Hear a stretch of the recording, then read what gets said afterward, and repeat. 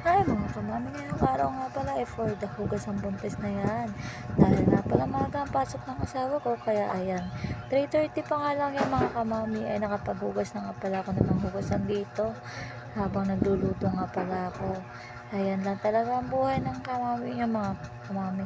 Dahil nga pala nanay na tayo, kailangan talaga natin mabangon kahit nga pala oras pa na itutulog ng buntis na yan ay talaga namang kailangan ng bumangon dahil marami tayong responsibilidad sa buhay at wala tayong katulong mga kamami, kaya for the girls na ang yanay ang mami nyo.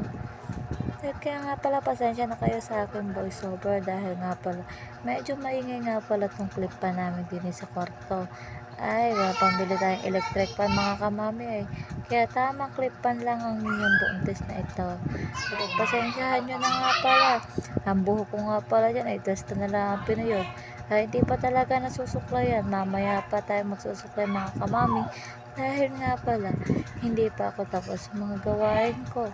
Uunahin ko nga pala muna makapasok, makapag-imis, makapagluto, at mapakain ng mga anak ko bago ako mag-asikaso ng sarili ko. Ganun talaga pag nanay ka na.